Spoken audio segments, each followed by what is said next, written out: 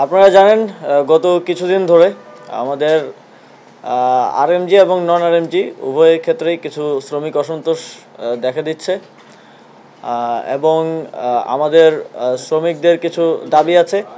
আপনারা জানেন গত দীর্ঘ 16 বছরে এখানে যারা শ্রমিক আছেন আমাদের দেশের অর্থনীতিটাকে সচল রাখার সবচেয়ে বড় যে স্টেক হোল্ডার, তাদের বিভিন্ন ন্যায্য দাবি দেওয়ার আদায়ের আন্দোলনে গত ফ্যাসিবাদী সরকার একপেশেভাবে যে আচরণ করেছে এবং গত বছর আমরা দেখেছি যে মজুরি বৃদ্ধির আন্দোলনে কিভাবে গুলি করে 4 জন শ্রমিককে হত্যা করা হয়েছে এবং নিপীড়নমূলক মামলা দেয়া হয়েছে শ্রমিকদের নামে।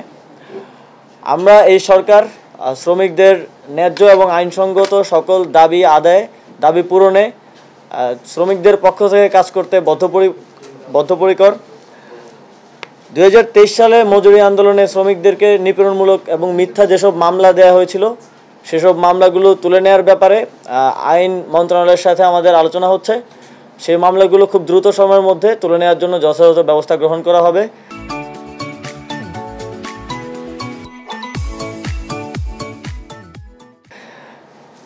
বকেয়া বেতন নিয়ে যেই বিক্ষোভ দেখা দিয়েছে শ্রমিকদের মধ্যে, আমরা ইতিমধ্যেই নির্দেশনা দিয়েছি খুব দ্রুত সময়ের মধ্যে যেন মালিকপক্ষ বকেয়া বেতন পরিশোধ করে তার জন্য সরকার যথাযথ ব্যবস্থা নেবে। এবং শ্রমিক নেতাদের সাথে আমরা গতকাল থেকেই পালাক্রমে বৈঠক করছি। আমাদের প্রায় গতকাল 2টা এবং আজকে একটা 3টা মিটিং হয়েছে তাদের সাথে। তারা সকলেই এ ব্যাপারে ঐক্যমত্য পোষণ করেছেন যে এখানে শুধুমাত্র শ্রমিকদের কিছু দাবি দেওয়া তো আছেই, এর পাশাপাশি বহিরাগত যাদের শ্রম এবং শিল্পের সাথে কোনো সম্পর্ক নেই এমন কিছু লোকজনকে দেখা যাচ্ছে যারা হেলমেট পরে এবং হাফ প্যান্ট পরে এসে বিভিন্ন কারখানায় ঢিল ছুটছে, হামলা করছে।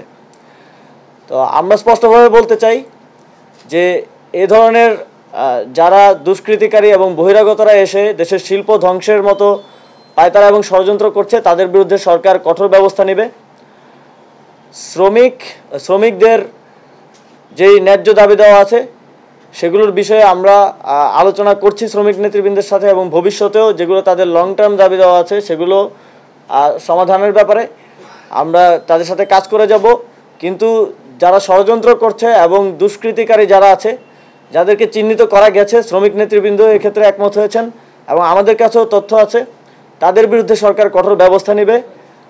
এ ব্যাপারে কোনো ছাড় দেওয়া হবে না। এবং আমরা এটাও জানতে পেরেছি যে ঝুট ব্যবসা দখলের নামে বিভিন্ন জায়গায় সন্ত্রাস করা হচ্ছে এবং কোপাকুপির মতো ঘটনা ঘটেছে। ঝুট ব্যবসা দখলের জন্য সেখানে কিছু আনরেস্ট তৈরি করা হচ্ছে এবং এখানে কিছু রাজনৈতিক দলের নেতৃবৃন্দ এতে অংশগ্রহণ করছেন। আমরা সে ব্যাপারটি সমাধানের জন্য সরকার কঠোর ব্যবস্থা নেবে।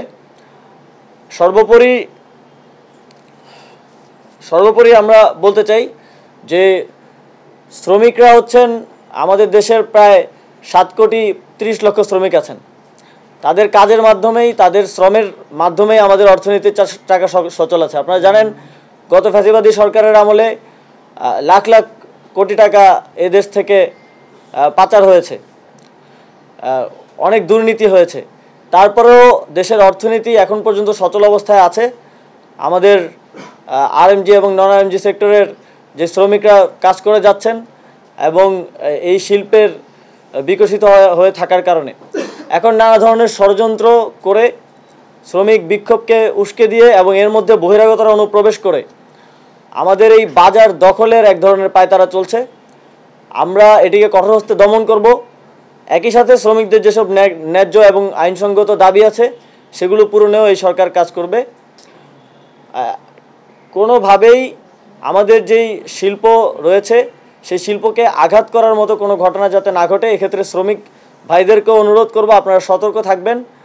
যেই কারখানায় হামলা হচ্ছে সেই কারখানায় কিন্তু শ্রমিকরাই কাজ করে, কোনো শ্রমিকই চাইবে না তার রিজিকের উপর হামলা হোক। তো সেই জায়গা থেকে আমরা শ্রমিক নেতৃবৃন্দ এবং শ্রমিকদের পক্ষ থেকেও সহযোগিতা প্রত্যাশা করব।